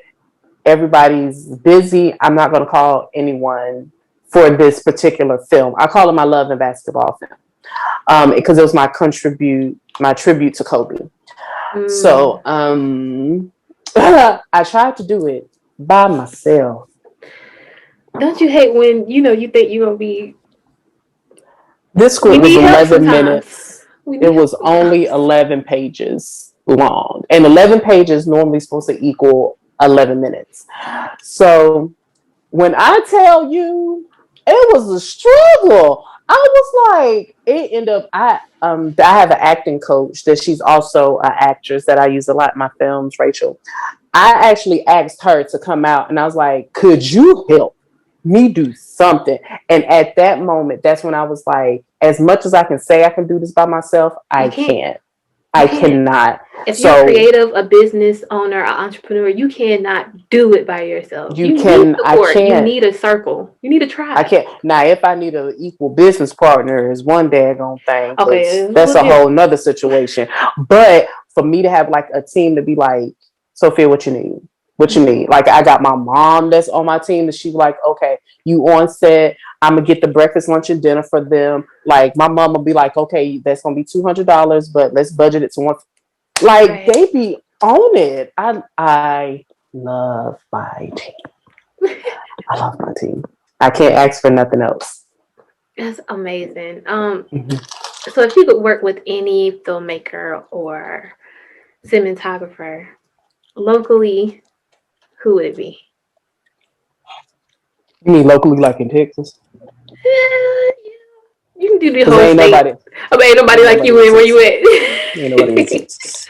I mean, there's people out here that are cinematographers. I don't know of another black woman that's a cinematographer in Texas. Hmm. I know a good bit of black men, which is really good. I mainly know a lot of black women directors here, Mm. but like overall, So we can do worldwide. someone I would like to, I would say Spike Lee. Mm. I love how he incorporates Because music in his films yes, and and art. that was his style that he I don't know if you ever seen the Netflix documentary. It's called When They See, hold on, When They See Us, because I don't want to confuse that When I from see the this other is one. the Ava DuVernay one. So not that one. So I haven't watched that one yet either. girl, you gotta That be in or the Queen of mind Slim. space for Listen, that. I can't do it. Queen of Slim is good. Queen of Slim is kind of like a Bonnie and Clyde, but it's low key predictable. But that's just me. That's because I study and I always look for plot holes and plot twists. But Yeah. anyway, I kind of destroy movies for myself, to be honest with you.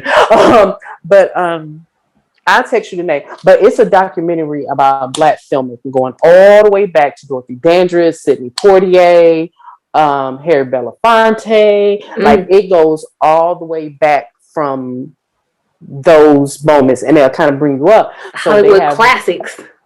yeah, even they even have some recent ones in there like Robin Townsend, Lawrence Fishburne's in there, Whoopi Goldberg. You know, she makes her guest appearance once in a blue moon.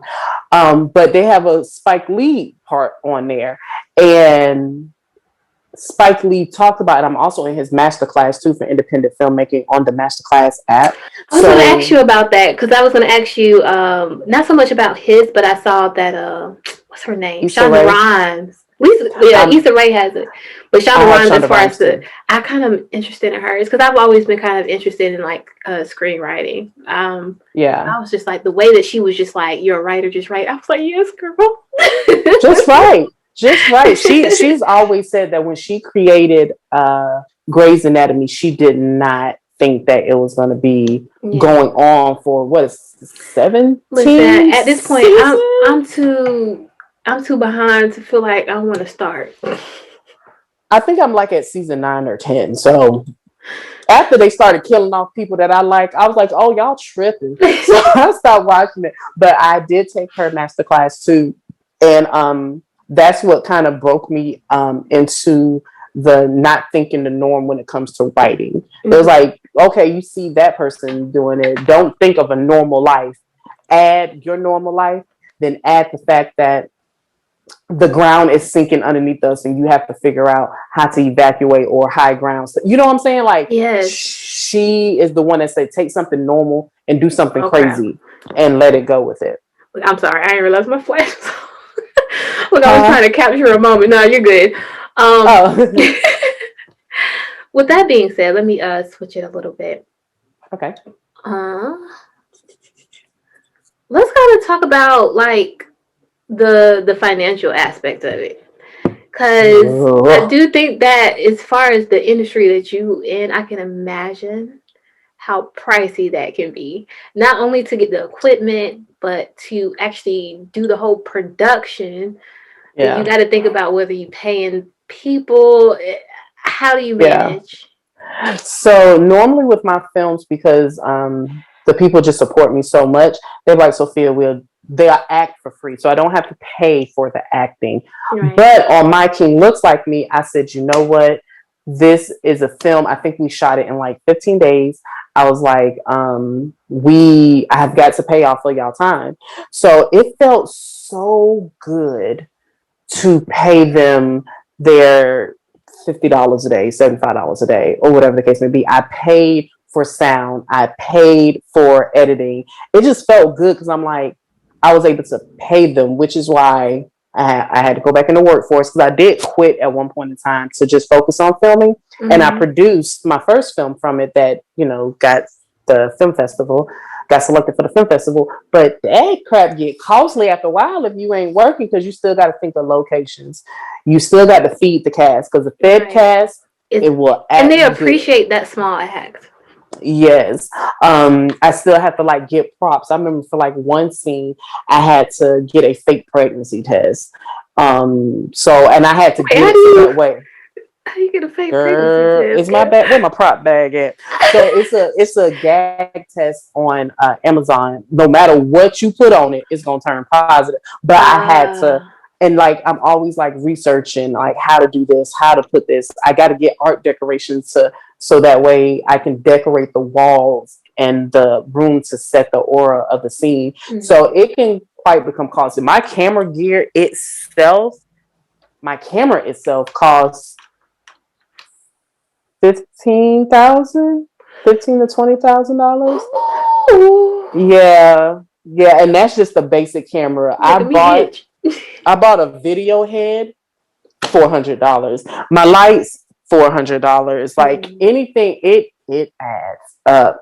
But so that's why I said that I don't mind. There are grants that's out there, which is one part of the industry that I want to learn is the grants and funding, better funding for filming. Because My King Looks Like Me, I put at a $5,000 budget, and we met the budget, and the budget included paying for the locations, paying for the actresses, the food, any mm-hmm. costumes, because I did have to buy a few costumes and wardrobe and hairstyle changes. I did have to pay for that. Um, so yeah, it's a little costly. It's a I little can costly, So with that, but the whole cost and everything, how does that feed into you, like mentally and emotionally? I know it has to be done. So this is why I'm so big on community engagement with Mm-hmm. wherever I'm at. So here in Killeen, I did a lot of stuff in the community to the point where people knew that I was a children's book author. So if Mm, I needed like a restaurant, and I called up this person, I was like, "Hey, I got a scene I want to shoot. Do you mind if I use your restaurant?" They're like, "No problem. Come on." that's awesome. Or if I'd be like, "Oh, I need to use your club for something. Can I use your club?" And I was like, "Sure, sis. I can give it to you for $200." So And that's networking. That's how networking supposed to that's work. how networking works. Yeah. So it's not disappointing. I think it'll be disappointing when I write something that financially is going to cost me more than what I anticipated. And right now, I try to write things that I know I can shoot. Right. So financially, I won't be in a bind because I know Spike Lee when he made what was it? Good or bad, good or care, good or bad. School Days. Well, I had to sing the song, I girl. was just gonna let you keep doing it.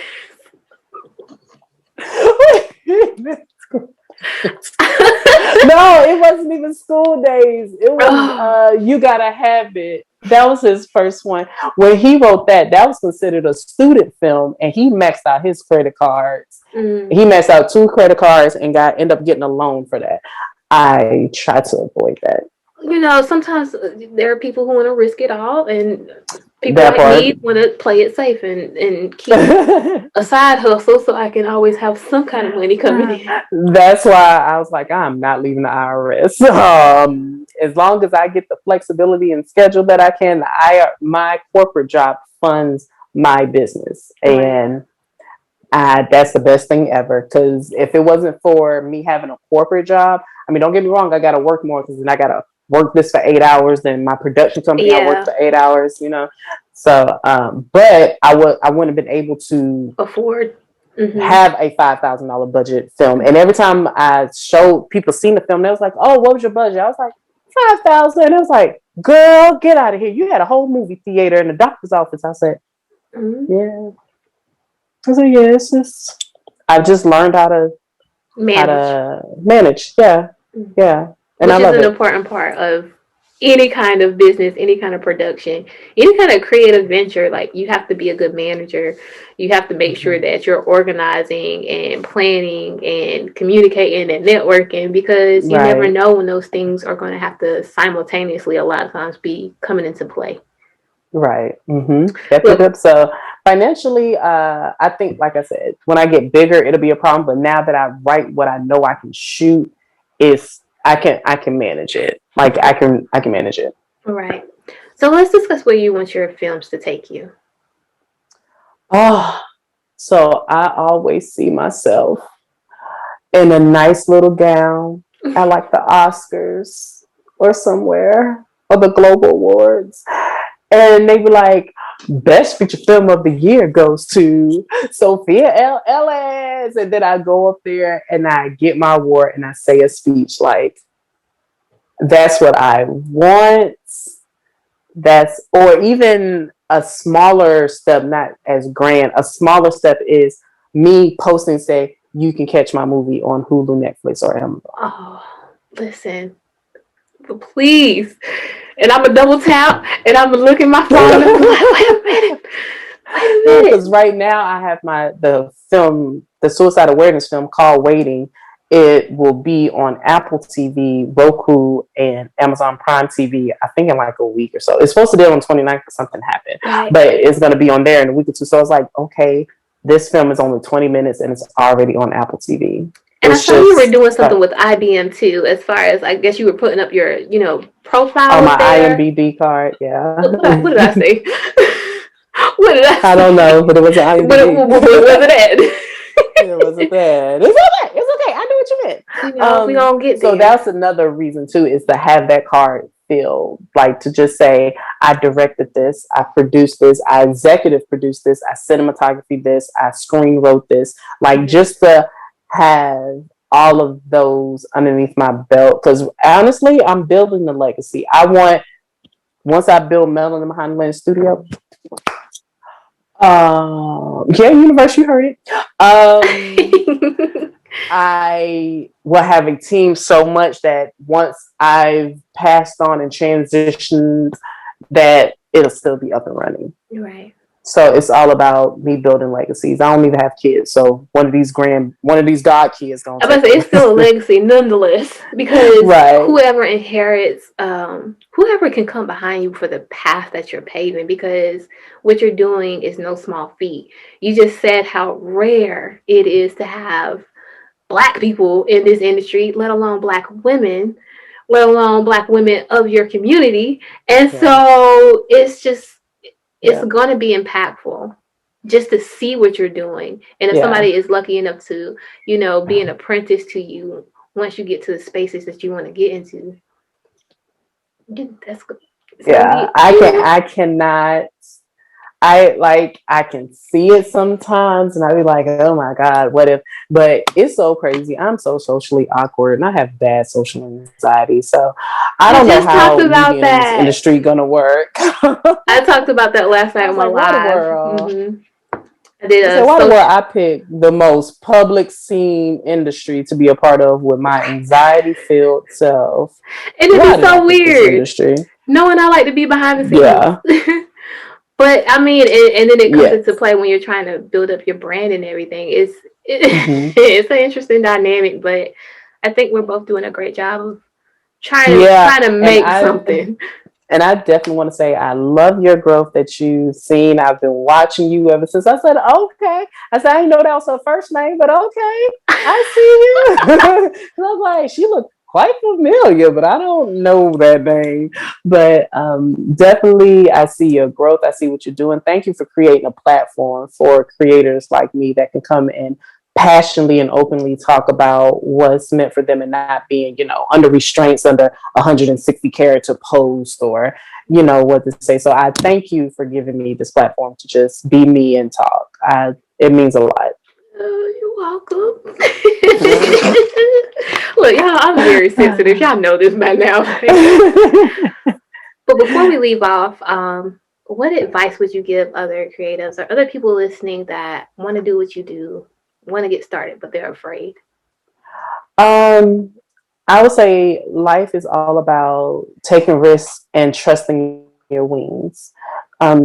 We know the wings is back there. We just have to trust that when we run and jump off the cliff, that they're going to do what they do and keep us gliding. So I know it's going to be scary. Don't compare yourself to other people. Focus on you and do what you do. And then that's the most rewarding thing, is when you see what you have done produce something that is amazing.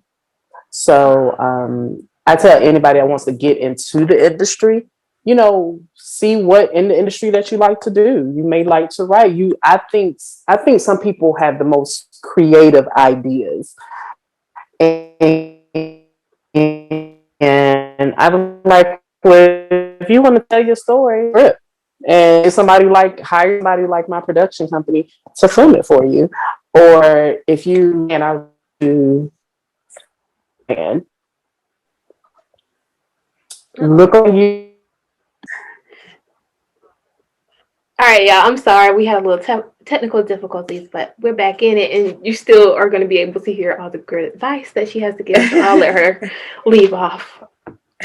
Yeah, so I just say be true to yourself and be true to what you really want to do, and don't look at everybody else. Don't look at the Jordan Peels. Don't look at the Leo Waits. Look at look at yourself. I'm gonna look at Sophia L. Ellis, and what can I do different, and also figure out if you want to do something to change the world, or if you're just doing something for entertainment, because that's a big difference as well when you come into the film industry. It's like you want to teach somebody, you want to improve somebody else, or you just want to entertain other people. So I would say if you want to do it, just do it. You're the only one stopping you. Ain't nobody else stopping you from doing it.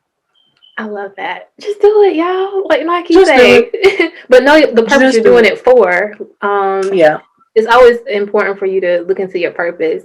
And you said something important. You were talking about comparison, and I've written about that recently. So please go check that out on let'sbuildfutures.com, because sometimes it happens. I think we all get into a season where sometimes involuntarily we can, it creeps into our spirit and we start comparing ourselves to the next person. I do it so much, and it's definitely a toxic trait that I'm trying to lean against. I do it so much because I'll be like, how is that this person goes viral? Is it because they're BBW? Oh my God, that person got an ass. I ain't got no ass. Oh, that person got a perfectly flawed skin. I ain't got a flawed skin. Like I'm always doing it until I had to. My significant other was like, you are dope. Why can't you see you dope? You think I would be here if you wasn't dope? That was like, your friends think you dope, your family think you dope. Why are you comparing to people that you don't know? And I was like, well, that's true. You're right. You right. So we have got to stop comparing our journeys and paths to others, because the universe didn't build two journeys alike. They didn't. So whatever journey they're going to go on is theirs, and yours will be yours. And if y'all get that at the same time, okay. If not, then it's okay. You're still going to get there. Still going to get there. So y'all make sure y'all listen to us. We are two people who are out here doing it in our own way, and we know we've experienced it, and you are not alone in your experience if that is something that is happening with you. But just understand that, you can't win when you can't run straight when you're looking at everything around you. You can't. Yeah, I'm trying to tell you, the horse race. You can't do it. When horses are racing, they don't pay attention to what's beside them, behind them, or in front of them. They just freaking run. But you know what? I just want y'all to go out, find a little path or something, and try to run while looking at everything else. See if you run straight. You'll run into a tree. Oh, God.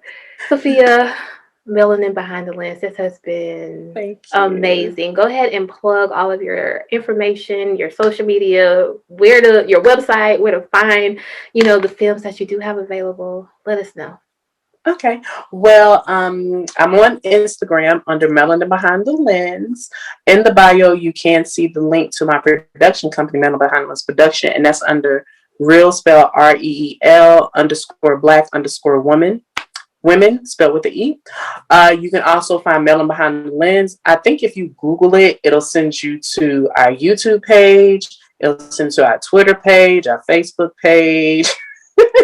Hey, all in one place. We got a lot of pages. TikTok, I'm Crown Salor. Our website is www.melaninbehindthelens.com, and it's a very interactive site. So even if you want to set up a time to talk to me about a script or an idea or something you've already written that you want me to produce, I'm a videographer as well. So if you want me to shoot a commercial or music video, I'm all open for it. because we also provide video services as far in film services as well.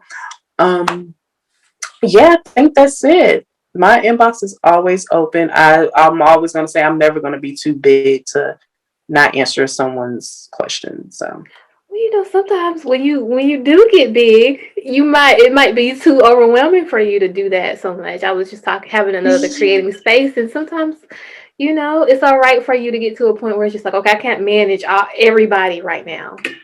Oh yeah, I'm not gonna do social media manager. I promise you, in You about a outsource. month, I'm gonna have a social media manager for this production company because I cannot keep up. I be posting so much on my personal, I forget the production page. I'm like, oh. I got a steady rotation now. It's just like clockwork, and sometimes it's just like, okay, I want to do this today. Right. Because sometimes it gets to this point in like when you don't get likes or when somebody not seeing, it's like, what am I doing this for? And then you have to think, I'm doing this for me. So, but not even that. I realize it's a lot now. Is that the algorithm that is just, you know, it really at this point. I'm like, if I post something and I don't start getting likes until like weeks later, I don't know what to do with that. Like, I don't. Yeah, I and don't know. TikTok is infamous for that. I'd be like, why am I getting so many likes? I was like, I posted a video a It's month the ago. Y'all just don't. algorithm. Oh, So that's a whole nother technology I thing. probably do a whole social media episode at some point. Right. But you guys know me. I'm your host, Kay Antoinette, and you can follow me on Instagram at K_Antoinette_ the blogger. You can follow the Let's Build Futures page at Let's_Build_Futures and visit Let'sBuildFutures.com for all your blog posts and episodes. Remember, if you have any questions, comments, concerns, or topic ideas, or if you just want to talk to me, you can hit me up at allthingslbf@gmail.com. That's allthingslbf@gmail.com. And just type in LBF Podcast into YouTube, and now I have full episodes, visual and audio, available. Whoop, whoop. Visuals. Y'all be kind to me. Some of them episodes I don't look so cute, okay? But we getting better at this thing. But until next time, y'all, it has been a great creating space, and I'll see you later.